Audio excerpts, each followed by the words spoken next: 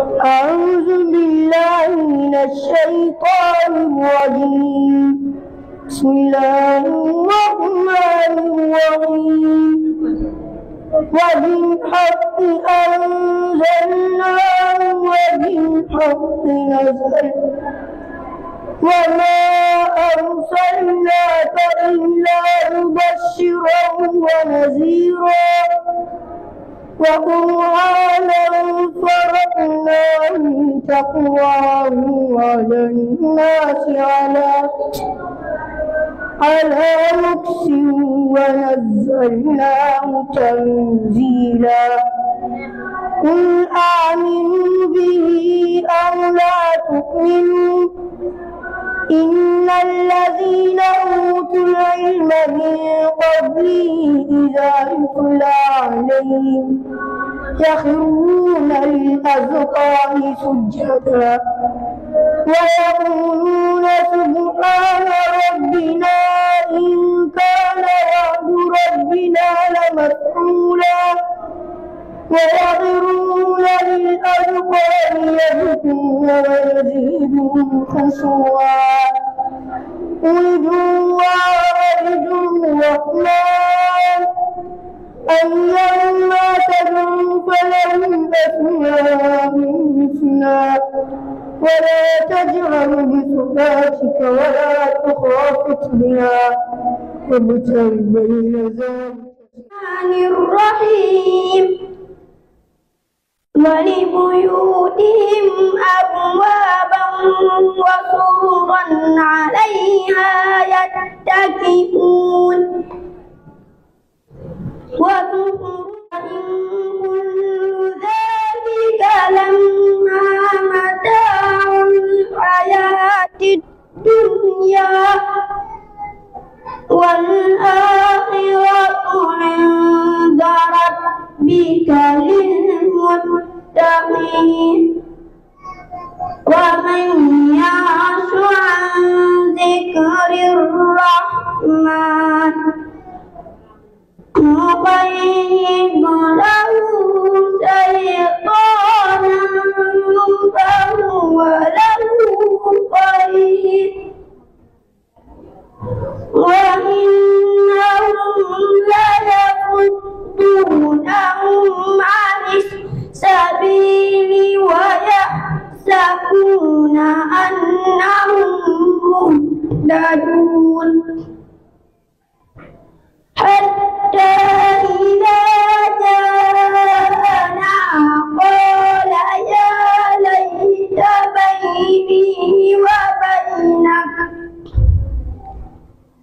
يا ليت بيني وبينك بعد المشرقين فبئس القرين.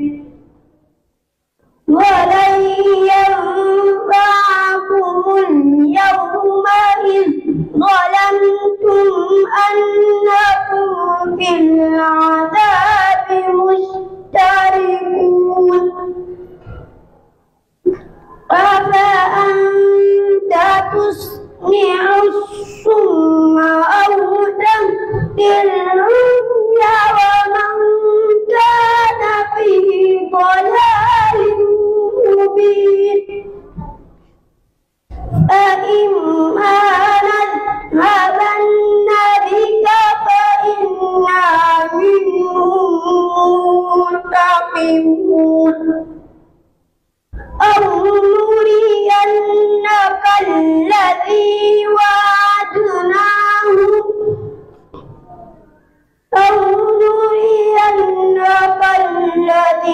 وعدناهم فإنا عليهم مقتدرون. فاستمسك بالذي أوحي إليك إنك على صراط مستقيم. بسم الله الرحمن الرحيم. يا بني يذهبوا فتحسسوا من يوسف وأخيه ولا تيأسوا ولا تيأسوا من روح الله إنه لا ييأس من روح الله إلا القوم الكافرون فلما دخلوا عليه قالوا يا أيها العزيز مسنا وأهلنا الضر وجئنا ببضاعة مزجاة فأوف لنا الكيل وتصدق علينا إن الله يجزي المتصدقين قال إن علمتم ما فعلتم بيوسف وأخيه إذ أنتم جاهلون قالوا أئنك لأنت يوسف قال أنا يوسف وهذا أخي قد من الله علينا إنه من يتق ويصبر فإن الله لا يضيع أجر المحسنين قالوا تالله لقد آثرك الله علينا وإن كنا لخاطئين قال لا تثريب عليكم اليوم يغفر الله لكم وهو أرحم الراحمين ولبيوتهم أبوابا وسررا عليها يتكئون وإن كل ذلك لما متاع الحياة الدنيا والآخرة عند ربك للمتقين ومن يعش عن ذكر الرحمن نقيض له شيطانا فهو له قرين وإنهم ليصدونهم عن السبيل ويحسبون أنهم مهتدون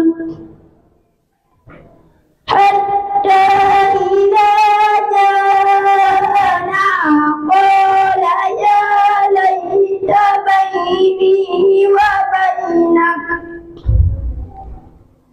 يا ليت بيني وبينك بعد المشرقين فبئس القرين ولن ينفعكم اليوم إذ ظلمتم أنكم في العذاب مشتركون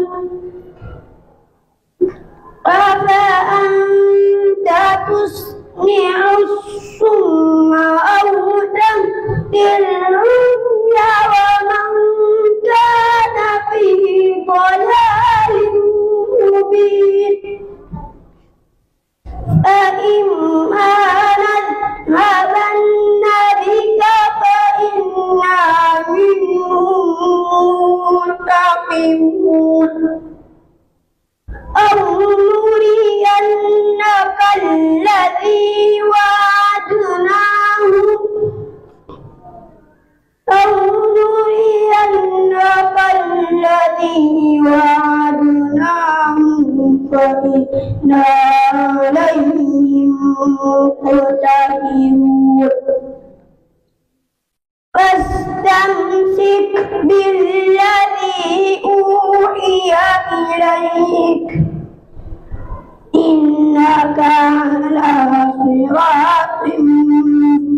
الرقيب.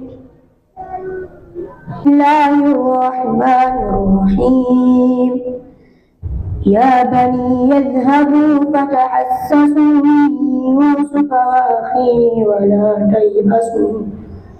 ولا تيأسوا من روح الله إنه لا ييأس من روح الله إلا القوم الكافرون. فلما دخلوا عليه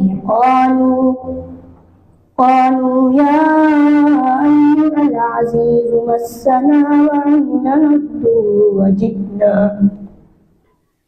وجئنا ببضاعة مزجاة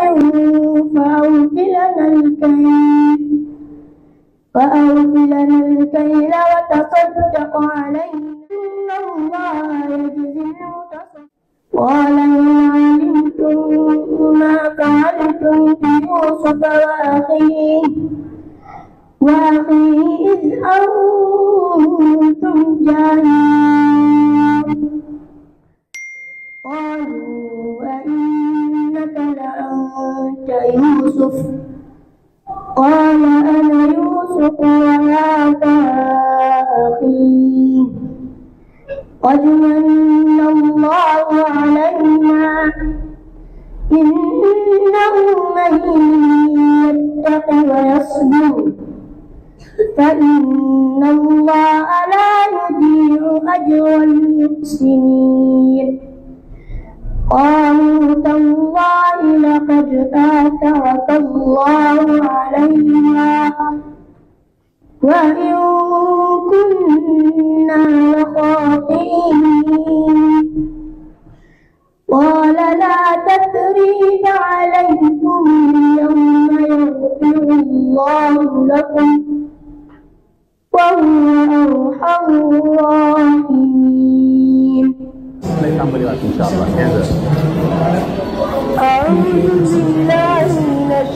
قل لو كان معه آلهة كما يقولون إذا لابتغوا إلى ذي العرش سبيلا سبحانه وتعالى عما يقولون علوا كبيرا تسبح له السماوات السبع والأرض ومن فيهن وإن من شيء إلا يسبح بحمده ولكن لا تفقهون تسبيحهم إنه كان حليما غفورا. وإذا قرأت القرآن جعلنا بينك وبين الذين لا يؤمنون بالآخرة حجابا مستورا وجعلنا على قلوبهم أكنة أن يفقهوه وفي آذانهم وقرا وإذا ذكرت ربك في القرآن وحده ولوا على أدبارهم نفورا. نحن أعلم بما يستمعون به إذ يستمعون إليك وإذ هم نجوى إذ يقول الظالمون إن تتبعون إلا رجلا مسحورا. انظر كيف ضربوا لك الأمثال فضلوا فلا يستطيعون سبيلا. وقالوا أئذا كنا عظاما ورفاتا أئنا لمبعوثون خلقا جديدا. قل كونوا حجارة أو حديدا أو خلقا مما يكبر في صدوركم فسيقولون من يعيدنا قل الذي فطركم أول مرة فسينغضون إليك رؤوسهم ويقولون متاه قل عسى أن يكون قريبا يوم يدعوكم فتستجيبون بحمده وتظنون إن لبثتم إلا قليلا قل لو كان معه آلهة كما يقولون إذا لابتغوا إلى ذي العرش سبيلا سبحانه وتعالى عما يقولون علوا كبيرا تسبح له السماوات السبع والأرض ومن فيهن وإن من شيء إلا يسبح بحمده ولكن لا تفقهون تسبيحهم إنه كان حليما غفورا وإذا قرأت القرآن جعلنا بينك وبين الذين لا يؤمنون بالآخرة حجابا مستورا وجعلنا على قلوبهم ma rappelé ko man la Aliou Thial man maay président association Prêcheurs Cœur section Dakar parce que Prêcheurs Cœur dafa nekk benn association boo xam ne ay section yu bëri la am na Saint-Louis am na Thiès am na Bambey am na même si diaspora mais li ko tax a jóg mooy dimbali xale yi dimbali néew ji doole yi surtout daara yi moo ko gën a tax a jóg suñu journée tey bi nag dafa nekk benn consultation bu ñu amal solo vraiment waaw déplacé nañ ay dentaire ay spécialistes ay pédiatres ñu ñëw pour jàppale xale yi si yenn jàngoro yi nga am waaw. d'accord léegi noo gisee daara ji ak Nour wa Salaam ak daara ji nag vraiment ñu disponible ñoo fi nekk ñu vraiment ñu accessible aussi parce que heure bu ñu leen soxlaa bu ñu leen wooyee dañuy décroché waaw gis nañ tamit condition daara ji xale yi yor bi ñu leen yor si daara ji aussi condition yi am importance la waaw boo gisee structure daara bi rek nga xam ne daara bu am solo la vraiment. jërëjëf docteur. Étudiant en 4e année de médecine à l'université Cheikh Anta Diop. Je suis président de la commission pédagogique de cette association section Dakar Prêcheurs Cœur. d'accord tey noo gisee tey journée tey bi quoi journée constellation bi ak daara ji. Bon pour la journée je pense que comme toutes les autres campagnes ce sont des journées qui sont très essentielles pour ces genres d'endroits et pour ces enfants-là aussi parce que souvent ils n'ont pas la chance d'avoir une consultation tous les jours ou bien toutes les semaines. Donc ces événements, ces genres d'événements sont bénéfiques pour eux. Et aussi pour le Dara, je pense que c'est ma première fois de voir un Dara très organisé comme ça. Et surtout aussi avec des gens qui sont bien attentionnés face aux étudiants qui sont là, et aux élèves qui sont au niveau de ce Dara-là. D'accord, merci jërëjëf.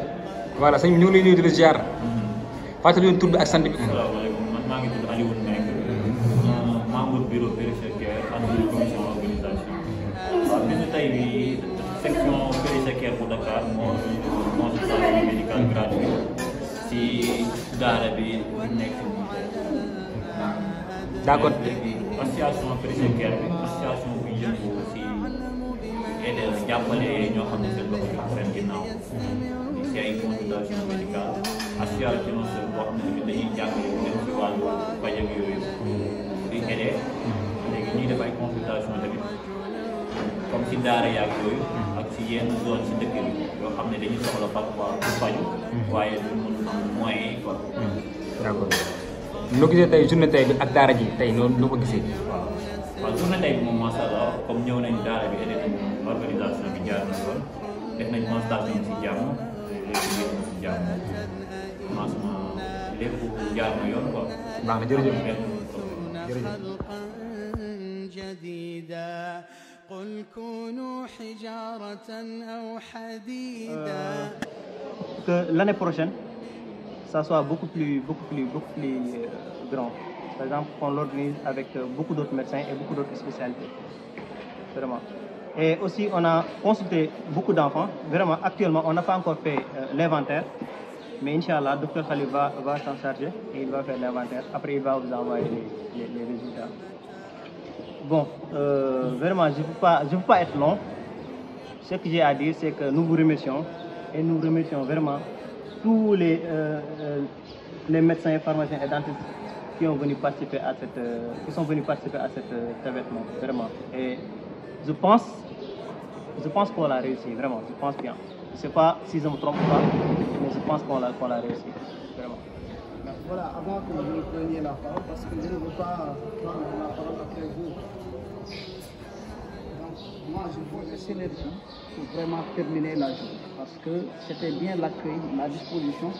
Et moi, ce qui m'attire beaucoup plus, c'est les conditions dans lesquelles vous avez mis les gens. J'ai presque fait le tour du Sénégal avec cette association. Ils sont là, les jeunes sont là, on a fait presque le tour du Sénégal avec l'association. Et l'association, en priorité, nous l'avons créée pour les Dara. Beaucoup de gens qui sont dans l'association, ce sont des personnes qui sont issues d'abord des Dara. Moi, j'ai été au Fouta très jeune, j'habite à Dakar, on m'a envoyé au Fouta quand j'étais très jeune, très turbulent, pour qu'on puisse m'enseigner, pour qu'on puisse m'éduquer. Mais j'ai été éduqué dans un Dara comme ça. Et j'ai fini par être un médecin. Je me dis que ce que je dois au Dara, c'est de rendre au moins quelque chose de minime par rapport à la monnaie que je dois, par rapport à l'éducation qu'on m'a donnée. Et c'est dans ce cadre-là que j'ai créé l'association. Et c'est une association qui regroupe maintenant plus de 1600 membres. Donc 95% de ces membres-là sont des gens qui sont issus non seulement des Dara, mais sont des gens aussi qui sont des médecins, pharmaciens, infirmiers, santé communautaire, etc. Donc tout ce qui leur habilite, c'est de rendre les conditions de vie socio-sanitaire des couches vulnérables beaucoup plus optimisées. Donc comme il l'a dit, c'est le président de la section de Dakar, parce qu'on a des sections un peu partout au Sénégal, à Dakar, Bambey, Ziguinchor, même il y a une section en Mauritanie. Donc c'est une association où même les gens qui ont fait les études au Sénégal, qui ne sont pas sénégalais, ont vu cela et ont choisi de créer des sections dans leur pays. Donc ça nous fait du bien. Parce que ce qu'on fait aussi, c'est pour simplement, non seulement le social, l'humanité, mais aussi participer à cette médecine préventive, cette médecine sociale. Parce que c'est ça qui va marcher beaucoup plus. Les Dara n'ont pas d'assurance santé, entre guillemets. C'est nous qui pouvons faire cette assurance. On a les capacités de le faire, on est en train de le faire. Donc, comme il l'a dit, on veut que ça soit pérennisé, que ça soit sur le long terme. Je l'ai dit tout à l'heure à Mme Diazé. Si avant, elle n'appelait pas des médecins, si elle est là, il y a un problème, elle appelle directement un médecin. Vous avez récupérer les numéros des gens qui sont là, ou bien le numéro simplement d'Aliou qui est le responsable à Dakar. N'importe quel problème de santé qui se pose et qui nécessite que l'enfant aille voir un médecin à l'hôpital ou soit hospitalisé, vous pouvez l'appeler. Lui, il sera chargé du dynamisme, de référence, etc. Il faut prendre son numéro et appeler-le. S'il faudrait qu'un médecin se déplace, on va donner les moyens à un médecin qui est à Dakar parmi ces gens qui sont là et les gens qui sont dans l'association pour qu'ils se déplacent et voir d'abord la nécessité d'hospitaliser, de faire un traitement, une mise en observation ou bien de renvoyer à l'hôpital. Donc notre association, c'est fait pour être un hôpital ambulatoire. Donc tout ce qu'on fait, c'est dans ce cadre. Donc, moi, je vous remercie personnellement pour le contact. Vraiment, il n'y a pas de problème. Toutefois que vous avez un problème, appelez. Vous avez mon numéro, si vous m'appelez, je peux contacter. Vous avez le numéro d'Aliou Thial ou quelqu'un d'autre d'entre les gens, appelez, il n'y a pas de problème. Si vous voyez utile d'autres instituts comme ça, qui ont besoin de ça, ils peuvent vous contacter. On n'a pas ce problème.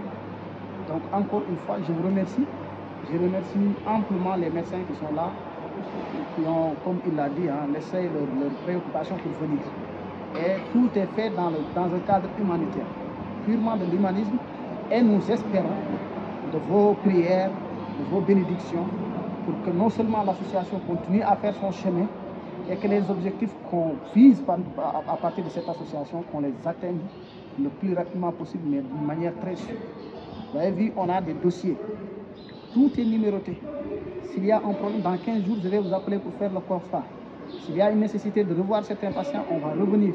S'il y a une nécessité de reconduire un nouveau traitement, on va le refaire. Donc on ne va pas consulter pour rentrer, on va consulter pour suivre. Donc rassurez-vous, il n'y a pas de problème. Et moi, franchement, comme je l'ai dit, je n'ai pas encore vu le cadre que vous avez fait, je ne l'ai pas encore vu ailleurs. Et très souvent, ce que je vois, c'est des rhinites allergiques, des problèmes d'hygiène. Je ne l'ai pas vu ici. En tout cas, sur les pathologies qu'on a, ce n'est pas ce que j'ai vu. Les d'autres pathologies infectieuses qui sont plus ou moins rares, et c'est avec la saison que ça vient, donc c'est tout à fait normal. Mais problème d'hygiène, problème de cadre d'habitation, pour l'expliquer, on n'a pas de pathologies de ce genre. Donc, c'est pour vous remercier encore et vous féliciter aussi vraiment de ce que vous avez instauré ici. Et merci beaucoup. On vous remercie et on prie de nous bénir aussi, de prier pour nous. Que ça soit sur notre cursus, nos besoins, mais aussi sur l'association. Merci. Vraiment, c'est un plaisir de voir des jeunes qui ont cet engagement-là, qui ont cette intention de bien faire, qui font ce qu'on appelle le don de soi. Parce que dans chaque métier que l'homme fait, il y a ce qu'on appelle le don de soi. Il y en a même qui l'appellent l'aumône de soi. Par exemple, quelqu'un en tant que financier, l'aumône qu'il fait des finances, par exemple, c'est d'aller dans une entreprise qui n'a pas les moyens, de les aider à faire les états financiers et consorts, et n'attendre rien de ça. Le don de soi d'un médecin, c'est quoi? C'est par exemple, bon, je travaille toute la semaine, de prendre un jour et de donner ce jour-là à des personnes nécessiteuses, à des personnes qui n'ont pas les moyens de se soigner, à des personnes qui n'ont pas les moyens d'acheter des médicaments, de venir vers ces personnes-là et de les aider. Donc il n'y a pas une meilleure chose que ça. Et nous, bon, comme vous le savez, nous sommes dans un cadre de Dara. Et notre référence, c'est le Coran. Allah subhanahu wa ta'ala, il nous dit dans le Coran, entraidez-vous dans le bien et dans le convenable. L'entraide, c'est quoi? C'est qu'un médecin ne peut pas s'aider lui-même, mais il s'aide en contrepartie. Ça veut dire quoi? Ça veut dire le médecin, il est là, le malade est là. Donc, s'il n'y a pas de malade, il n'y a pas de médecin. S'il n'y a pas de médecin, il n'y a pas de malade. Donc, le fait que vous êtes engagé en tant que des jeunes, vous créez ce genre d'association-là, et vous œuvrez dans le sentier d'Allah subhanahu wa ta'ala, vraiment, moi, si j'avais peur pour la jeunesse de mon pays, je sais qu'il y a des gens qui vont relever le défi de demain. Et vraiment, ça nous donne une vision radieuse, une vision splendide de ce que sera notre pays demain. Vraiment, on vous remercie pour ce que vous avez fait. Et vraiment, comme on dit, maintenant nous sommes des frères. Nous sommes des frères. Et dans chaque travail, il y a ce qu'on appelle le suivi et l'évaluation. Comme vous l'avez dit, machallah, vous avez regardé, vous avez fait ce que vous avez à faire. Et Inch'Allah, l'évaluation va venir après. Et vraiment, ça a été un plaisir. La manière dont vous vous êtes comporté, la manière, vous pouviez venir dire, bon, nous sommes des médecins, nous sommes des bacs plus, voilà. Nous sommes venus chez des talibés, on peut faire tout ce qu'on veut ou bien, voilà, donner des ordres. Mais nous, il n'y a pas de souci, on allait exécuter ces ordres-là. Mais vraiment, vous avez été correct, vous avez été vraiment avenante. Quand je dis avenante, personne, je veux dire. Vous avez été avenante, vous avez été, machallah, accueillante. Et c'est ce qui a aussi fait plaisir aux enfants, machallah. C'est pour ça que vous les voyez traîner tout le temps. Parce qu'un enfant, quand il a peur, il ne s'approche pas. Un enfant, quand il a peur de quelqu'un, il ne s'approche pas. Voilà. Si vous étiez venu avec des piqûres, comme je leur avais dit, des médecins vont venir ici avec des piqûres pour vous piquer. Mais ils ont eu peur. Mais machallah, après, vous avez vu, ils sont venus pour vous voir. Donc vraiment, je vous encourage. Et Inch'Allah aussi, si vous pouvez, par exemple, lancer via les réseaux sociaux, vous nous donnez le nom de l'association, Inch'Allah, pour qu'on fasse la vulgarisation de cette association-là et que d'autres personnes viennent pour vous aider par rapport à ça, pour des médicaments et pour tout ça, Inch'Allah. Vraiment, qu'Allah vous assiste et bon, vous savez tout ce que vous voulez dans votre cœur, qu'Allah subhanahu wa ta'ala vous facilite pour ça. Inch'Allah. Merci beaucoup. Parce que je pense que les élèves du Dara, en rentrant chez eux pour les vacances de Tabaski, il y avait 3 personnes qui avaient la garde. Et pour ces 3 personnes, il y avait beaucoup de toilettes derrière. Il y a des pensionnaires pour peut-être 169 des trucs comme ça qui étaient là à l'internat. Il y avait 3. Et nous rendons grâce au bon Dieu parce qu'à chaque fois qu'il y a un cas de gale, on a essayé de maîtriser en isolant l'individu, en le traitant jusqu'à ce qu'il guérisse pour qu'il n'y ait pas de contamination. Mais comme peut-être les gens ne comprennent pas, pour 3 cas, ils ont pensé que le Dara n'était pas bien peut-être géré ou bien n'était pas bien organisé. Et moi, du fond du cœur, j'ai prié pour le bon Dieu. Parce que je me suis dit qu'en faisant le Dara, pour moi, il y avait un défi à relever. Parce qu'on n'a pas besoin d'éduquer les enfants, de les inculquer l'éducation sans pour autant qu'il y ait l'enseignement. Et pour les deux, il faut être très fort pour le réussir. Parce qu'actuellement, on enseigne mais on n'éduque pas. Et il y a des lois qui nous interdisent de frapper l'enfant. Donc pour éduquer, c'est très difficile. Mais, alhamdoulilah, quand j'ai prié pour le bon Dieu, j'ai dit, moi en tout cas, vous savez ce que j'ai dans le cœur. Vous savez mon objectif. Je vous demande de m'assister. Et je pense que c'est le lendemain que j'ai parlé parce que moi, en tant que gestionnaire, je suis la vice-présidente d'une IPM qui s'occupe de 123 entreprises.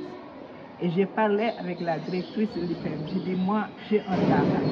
Mais je veux vraiment, j'ai une infirmière qui est là-bas, mais je veux vraiment des spécialistes qui viennent voir ce qu'il y a dans le Dara. Parce que je veux que mes enfants se portent bien. Parce que pour bien apprendre, il faut être en bonne santé. C'est là qu'il m'a dit que je pense que j'ai trouvé quelque chose pour vous. Et il m'a donné votre adresse. Je pense que je me suis adressée à vous. Vous avez dit, il n'y a pas de problème, maman. Je pense que votre jour sera notre jour. On est prêt pour venir de façon bénévole et on va consulter les enfants de façon bénévole. J'ai dit, alhamdulillah. Je n'attendais que ça. Et j'ai dit à Alpha, moi, je rends grâce au bon Dieu. Parce qu'à chaque fois qu'un problème se pose, Dieu me donne une solution immédiate. Et ça, je rends grâce au bon Dieu. Et je pense que ce Dara, on ne l'a pas fait pour avoir de l'argent et mettre dans nos poches. Jamais. On n'espère même pas en tirer 1000 francs. Dieu m'est témoin, ce n'est pas l'objectif. L'objectif, c'est de bien éduquer les enfants pour que demain, nos présidents, nos futurs médecins, nos futurs, soient vraiment de bons, je ne dis même pas de bons musulmans, mais je dis de bons croyants. Parce qu'un bon catholique et un bon musulman, c'est la même chose. Pour moi, c'est la même chose. Il faut croire en Dieu pour bien faire les choses. Et je pense que je rends grâce au bon Dieu. Et je demande à ce que Dieu vous bénisse. C'est tout ce que je peux dire. Vous êtes là, vous êtes jeune. Je pense que l'acte que vous venez de poser mérite qu'on prie pour vous. Et c'est Dieu seul qui sait ce qu'il y a de meilleur pour l'individu. Nous pensons que le bon Dieu est là pour vous accompagner. Et il va vous accompagner, Inch'Allah. Parce que Dieu est dans le cœur de tout le monde. Dieu est derrière tout le monde. Celui qui veut faire du mal, Dieu est derrière vous. Et il vous laisse avec Satan pour faire le mal. Celui qui veut faire du bien, Dieu est avec vous. Et il vous accompagne pour faire du bien. Je pense que vous avez choisi de faire du bien. Donc Dieu est avec vous. Je vous souhaite un très bon retour. Et nous vous remercions pour l'organisation. Nous disons nous sommes satisfaits à 100%. Merci beaucoup et merci beaucoup. Parce que j'ai entendu l'autre dire par année. Nous souhaitons avoir par 3 mois si c'est possible. Si ce n'est pas possible aussi, vous nous avez mis en contact avec quelqu'un. À chaque fois qu'on a des problèmes, on peut s'adresser à Dieu. Il n'y a pas de problème pour ça. Merci beaucoup. أعوذ بالله من الشيطان الرجيم بسم الله